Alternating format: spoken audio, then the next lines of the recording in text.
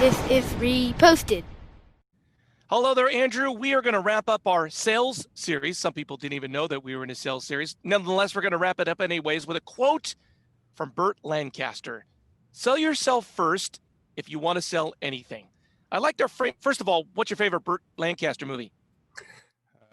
It was called The Neighbor Next Door. Okay, it came very out in good. 1936. It was directed by Art Harbuckle. I was going to go with Devil's Disciple, but I like yours too. You know, I'd like to kind of frame it in a talk of, it's a Burt Lancaster quote. You're an actor in Hollywood. Was Leonardo DiCaprio, did he do the best job of selling himself, or did he sell the art that he did? Was he just a better actor than everybody else, or did he sell himself better than anybody else? I don't know if I've ever said it on this show, but the thing I say most about acting, but I guess it applies to the arts in general, the most talented actors are not the most successful actors. The most successful actors are the ones that are the best at running the business of them. You're the CEO of you. And so if you have the best product, but no one is selling it, then you aren't going to be successful.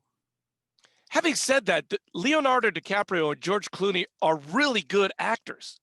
Right. You have to be good. Like, I could be the best salesman ever and try to sell you on buying stock in Friendster, but it's not like it doesn't exist. It's like the quality isn't there. So when I first read this, I think the way you're framing it is you have to be able to sell yourself to other people. But I think the most important thing you need to do first is sell yourself to yourself. Like, if you don't believe that you're good and you walk into a room, people are going to be able to read that. I mean, what we talked about with Chip earlier in the sales series is your job in sales is creating moments of truth. So if you don't believe in you as an actor, what you're selling, or the product that you're selling, it's going to become clear pretty early on. Okay, so under that auspice, every time you go out and perform improv or do a reading, do you always feel like you're worthy of whatever role you're auditioning for or whatever you're doing? I think I do. Every time I've auditioned I've been here for 5 years. In the last 2 or 3 years, every single time I leave the room, I'm like, I booked it. I'm convinced. Interesting. Really? And as you know, 99% of the time I do not book it.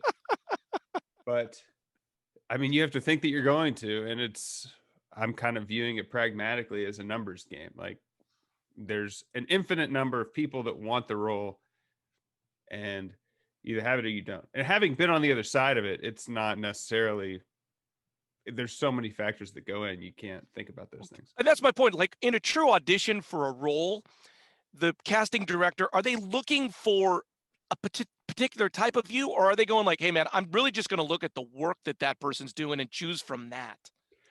I think it depends on who you talk to. If you talk to a casting director, they'll say, I'm open to seeing anything. We want to find the next whatever. But I think from my perspective, having been on both sides of it, they're in the business of not losing their job. I think across most industries, people are in the business of not losing their job, and they want to go with a known commodity, because the way it works is the casting director selects 3 to 10 options out of thousands, and they send it on to the producers, and the producers make the decision. And if you send options to the producers and they don't like any of them, they have to go through it again. And the producer's like, I don't want to work with this casting director again. So it's a long way to say that the casting directors are selling themselves and saying, here's a known commodity. And they reach out to a handful of people that they know, and maybe they'll throw in one new one to see their audition, but they have a finite amount of time. They can't watch 200 4-minute auditions a day.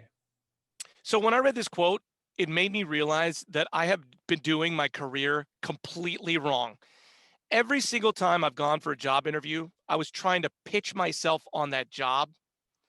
What I should have been doing is making a case that I'm a specific person and that I'm good for that job. I heard this podcast of a guy, I don't want to out him, but he was going to become the president of an organization, and they were pitching him on becoming the president. And this interview goes like, I'm not right for this job because this is what I want to do in my life. This specific thing is what I want to do. And they wanted him anyways. If you sell, like if you're giving whatever interviewee an the wrong idea of who you are, you're going to get into that job and be miserable. It's not going to be a good fit. I feel like I was always selling the wrong idea. You have to sell them exactly who you are so that it's a good fit. And it's long. Anytime you do something short-sighted, in the long run, it's going to be fake and not work out. Yeah, and also for the jobs that I've worked in, throw being qualified for the job out the window. Like, presumably everyone that you interview is qualified. It's, do I want to spend 30 to 60 hours a week with this person? And they say for commercial auditions, a lot of times the director is looking at, do I want to spend 16 hours on set with this person? Like, are they going to be cool to hang out with? Like, you start with the baseline of everyone can do it, but like you said, selling yourself, like, am I a cool person to hang out with, or am I going to accomplish be able to work within the team to be able to get done whatever we want to get done? And just to back that up, that's almost what Gary said. Remember when he interviews people for his VC fund, and he's saying like, "Hey, I actually go and fund people that I like, because on Friday night when I'm taking care of my kids, am I going to take that call from a person who's got a problem with business? Like, I have to really like that person to leave my family to give them advice." And you only do that if you make this connection and really like that person. So I think it's like, how do you bring that true, authentic self and not fake it, which I feel like a lot of times actors are doing, to build the right connection in anything you're doing, whether it's friendships, job, whatever it is. Yeah. One of the worst things, are you familiar with the term being thirsty, not for No. water? So it's like, if you come across really needy, you're like, oh, I really want this Yeah. job. Hey man, can you just, like, you come across as thirsty. And I think that's one of the worst things that you can do. Like, you want to differentiate yourself. You want to stand out, but sometimes you're just like, hey man, you put your hands up in the air. I am who I am. You should want me. If you don't, someone else does. And most of the time, I think in the long run, that's going to serve you better than being like, how can I conform to what you want? And I think that's like one of these great sales rules, back to Kirk, who started this thing off. It's like, you have to be able to walk away from a deal. Like, you have to be willing to be like, you know what? Because if you're desperate, the other side's going to get the best of you. If you're good with the position you're at, and it makes sense, then you're not going to come off desperate. Yeah. One more acting thing, since we started off with me being an And you're actor, wearing glasses, so. and I'm wearing glasses and an infinity scarf, is that a lot of times you'll get, for an acting role, say you're supposed to be a a drug addicted dad who works on Wall Street, right? So you get these sides, and 99% of the people are going to do it a certain way. If that doesn't resonate with you, then it's not going to come across as authentic. You do it like, hey man, this is how I want to do it. I do it a good job. Maybe it fits within your system, maybe it doesn't, but this is how I do it. And I think that's going to set you up for more success, is believing in yourself. Like, sell yourself to you. The only thing about that, right? What if you're trying to do what you're trying to get into the director's head and do it the way he would want it to be done? Isn't that acting?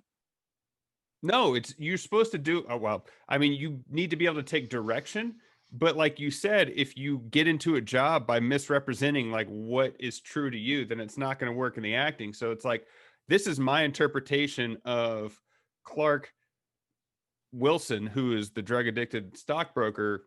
If this doesn't work within your vision, I can fake something, but doing it 30 times on set, like, isn't going to work. So believe, like, and be, like you said, be willing to walk away, be like, this doesn't work. And just the last part of that too is, though, if you're truly being yourself in these roles and you get rejected time after time, it's like they're rejecting literally you. Yeah. And that's something you have to be able to cope with, and a lot of people can't. So there you go.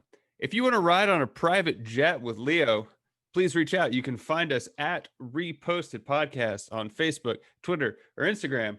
I'm Andrew Keller for the $5 bill, saying thanks for stopping by.